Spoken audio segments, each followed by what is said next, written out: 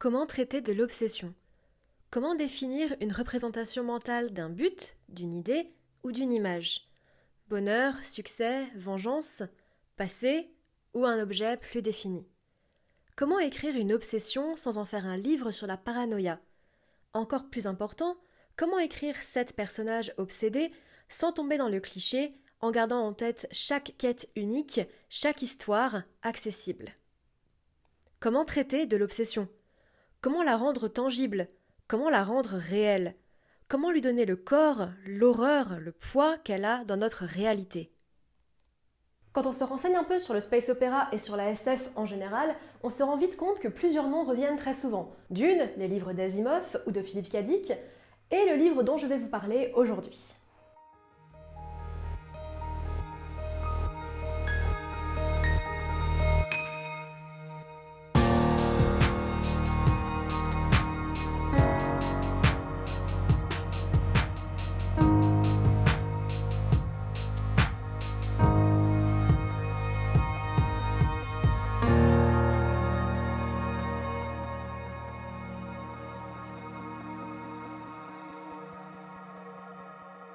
Bonjour à tous, je suis Noémie, bienvenue dans ce nouvel épisode de Horizon Universe.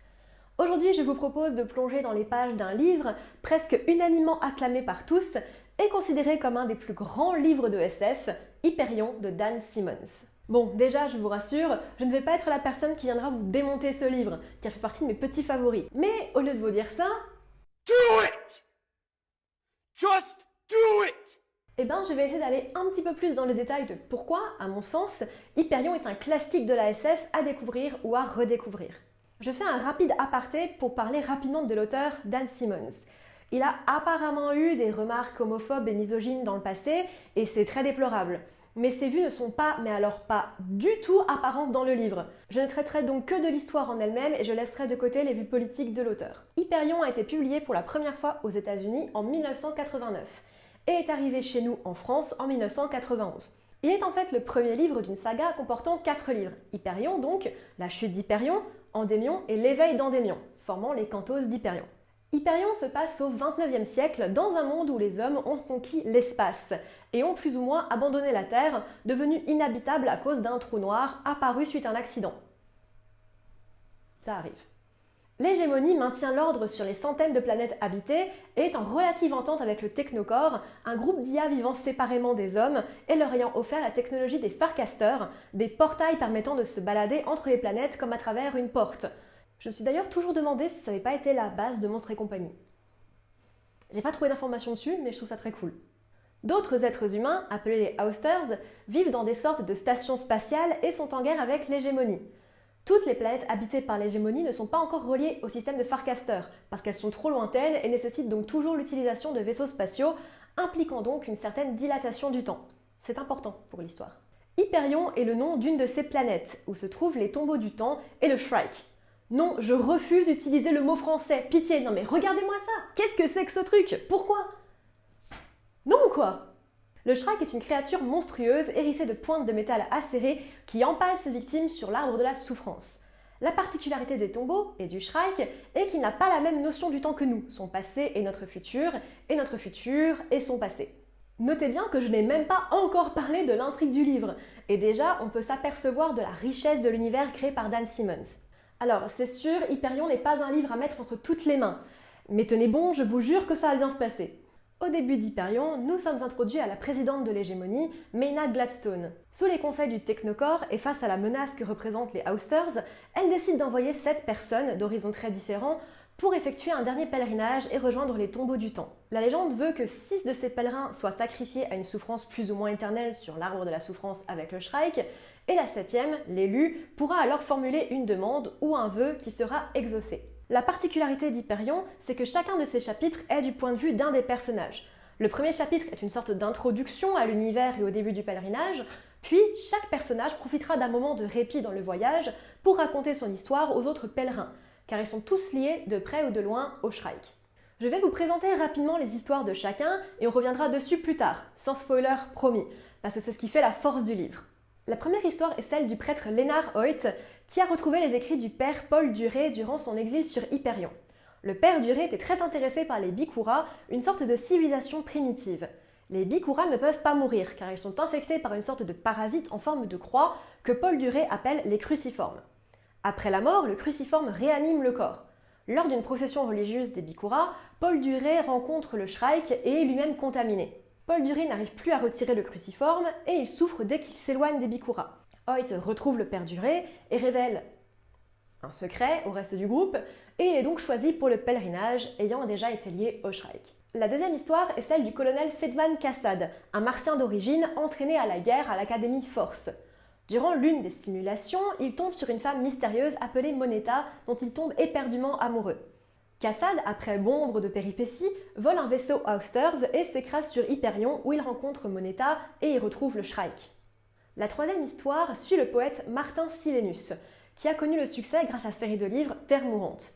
Il rejoint la compagnie du roi triste Billy, un aristocrate ayant décidé de créer une ville utopique pleine d'artistes sur Hyperion, et il commence ses cantos d'Hyperion, et il devient convaincu que le Shrike est sa muse.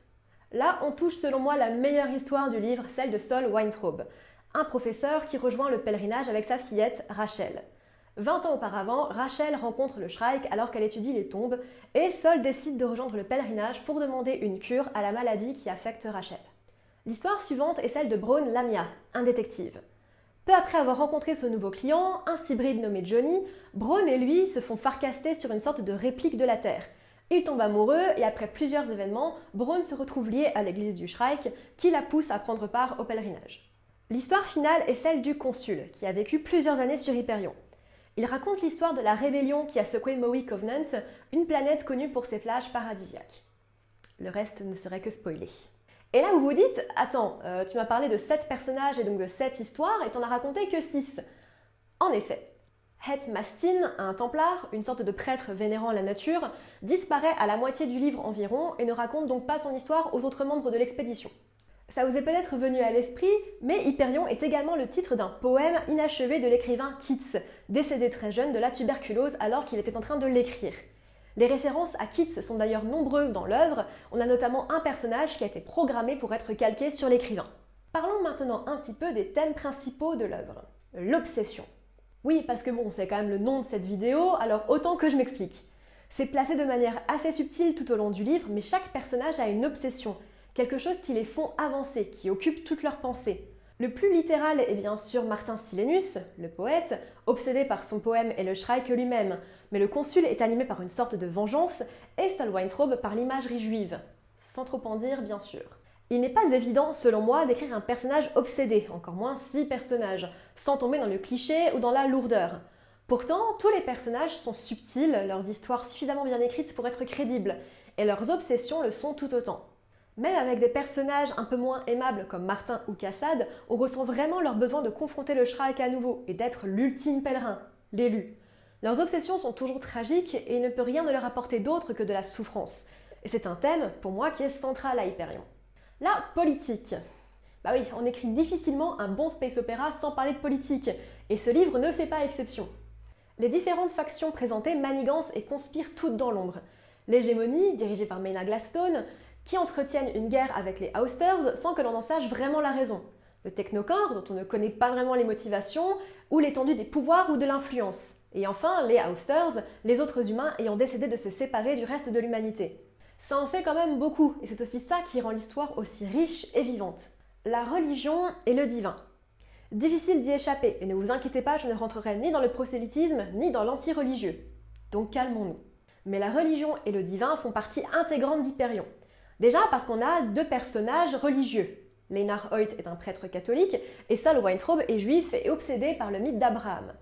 La religion et la recherche du divin sont aussi centrales dans toutes les parties sur le Technocorps et les IA, encore une fois sans vouloir spoiler, et enfin, on a quand même une église dédiée à la souffrance et au Shrike, ce qui se place quand même là, quand on parle de créativité. Je ne suis normalement pas forcément pour l'inclusion trop évidente de religion, de thèmes religieux en SF. C'est très personnel, mais ça me met relativement mal à l'aise. Pourtant là, ça passe tout seul. Une vraie preuve pour moi du talent d'écriture de Dan Simmons. L'humanité. Vous allez vraiment finir par croire que je fais un focus sur cette question à force, désolé, mais elle est super importante en SF, et de surcroît dans un livre comme Hyperion. Après tout, un de nos personnages est quand même un cybride, et un robot d'apparence humaine dirigé par les IA. Le Shrike est une créature hors du temps et les Austers ne sont pas vraiment qualifiés comme humains par l'hégémonie. De plus, nos pèlerins ont tous vécu des histoires absolument atroces et violentes qui ont dû mettre à rude épreuve leur morale et leur éthique. La question de l'humanité est aussi pas mal exploitée avec le personnage de Keats, dont je n'ai pas parlé avant mais qui est très important. J'en dirai pas plus parce que rien que le mentionner c'est peut-être un petit peu un spoiler. La vérité.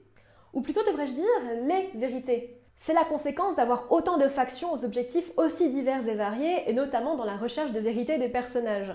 Chacun d'entre eux, et à l'histoire bien particulière et séparée, détient sa propre vérité sur l'origine ou l'usage possible du Shrike, de par le vœu que chacun souhaite faire. La vérité sur le monde et comment diriger l'univers est aussi différente pour l'hégémonie, les IA et les Austers, et la confrontation des idées, des modes de vie et des visions de ce monde déclenche une recherche de vérité ultime avec le Shrike et les tombeaux du temps. Il est vraiment difficile, avec une œuvre comme Hyperion, de retenir seulement quelques points, mais promis, je vais être brève. Les histoires. Je l'ai déjà mentionné, mais le vrai point fort de ce livre, ce sont les différentes histoires des personnages, de par leur richesse, leur diversité et leur complexité. Ce qui est très appréciable aussi, c'est que chaque histoire est écrite dans un style bien différent, voire même un différent sous-genre de SF. Par exemple, l'histoire de Braun Lamia est clairement du cyberpunk, et celle de Cassad se rapproche de la SF militaire. L'univers. L'univers d'Hyperion est juste super riche. Que ce soit la constitution de l'hégémonie et la politique qui l'entoure, l'histoire de l'humanité une fois la Terre détruite, les technologies utilisées, les planètes décrites, tout est juste dingue de détails et de réalisme. À certains moments, Hyperion me fait même penser à Dune, qui est aussi une œuvre qui fourmille de détails. Les Austers. J'adore. Pardon, je la refais. J'adore l'idée d'une civilisation humaine séparée du reste de l'hégémonie. Je trouve ça juste génial. Surtout qu'on sait qu'ils ont une technologie complètement à part et sont adeptes des modifications corporelles plus ou moins extrêmes. Juste une très bonne idée pour lancer l'histoire, et toute la partie sur la recherche de l'espion ayant trahi l'hégémonie pour les Austers est très intéressante, même si sans vraiment surprise sur la révélation du traître, le Shrike. Je ne surprends personne, je crois, si je dis que le Shrike est super badass et un des méchants les plus cool que j'ai pu lire. Je veux dire, bon, on est face à une bestiole pleine de pointes de métal, qui empale ses victimes et les laisse souffrir pour plus ou moins toujours. Tout cela en vivant dans un espace-temps différent des autres. Ça les gars, c'est métal. La technologie. Se passant au XXIXe siècle, la société dans laquelle évoluent nos personnages est bien, mais alors bien plus avancée technologiquement que la nôtre. Si les technologies présentées dans Hyperion n'ont en soi rien de révolutionnaire, elles sont très bien utilisées et sont assez cool. On a déjà parlé des Farcasters, cette technologie donnée par les IA aux humains pour, basiquement, se téléporter entre différentes destinations de manière quasiment instantanée, et qui donne d'ailleurs une scène de course-poursuite très très cool. On peut aussi parler du Whole Thing, une sorte de méga internet où les citoyens de l'hégémonie peuvent avoir accès à une foule d'informations, voire même de voter sur les différentes lois du Parlement. On a aussi des vaisseaux à vitesse lumière, des tapis Hawking, qui sont des sortes de jetpacks, et des arbres vaisseaux conduits par des Templiers, qui utilisent une technologie alien pour les protéger des débris spatiaux. Bref, de la créativité, des trucs très chouettes qui rendent l'univers vivant et futuriste, sans compter la technologie des Austers, manifestement bien différente. J'ai été très surprise, en voguant sur les internets, de constater que beaucoup de critiques rejetaient Hyperion comme un des plus grands classiques de la SF. Trop complexe, manque d'annexes, histoire qui part dans tous les sens, trop de personnages. Mais ouais, c'est vrai, ouais. C'est quelque chose qu'on peut reprocher aux grandes œuvres fondatrices, comme Dune ou le cycle de la culture, voire même Fondation par exemple. C'est un livre qui est complexe, avec beaucoup de personnages, mais ça ne veut pas dire qu'il faut un QI supérieur à la moyenne pour pouvoir apprécier Hyperion. Sa richesse fait sa force, à mon sens, et surtout je ne veux pas donner peur à ceux d'entre vous qui souhaitez vous lancer dedans. Je ne peux que vous le recommander et vous plonger dedans, sincèrement, c'est un voyage qui en vaut le coup. Si j'ai un tout petit peu moins apprécié la chute d'Hyperion, je l'ai quand même trouvé très cool. Je ne me suis pas encore procuré la suite Endymion et le réveil d'Endymion, Dan Simmons ayant dit à plusieurs reprises que Hyperion et la chute d'Hyperion pouvant se suffire à eux-mêmes. Mais vous inquiétez pas, ils sont sur ma liste. Merci à tous de m'avoir suivi dans cette petite vidéo sur un de mes livres favoris, j'espère qu'elle vous aura plu. Dites-moi vous quelle a été votre opinion sur Hyperion, j'aime toujours entendre vos avis. N'hésitez pas à me dire également de quel livre vous voulez que je parle prochainement. N'hésitez pas à me suivre sur les réseaux sociaux, notamment Twitter et Instagram où je suis relativement active. Je vous dis à dans 2 semaines, à bientôt dans l'univers.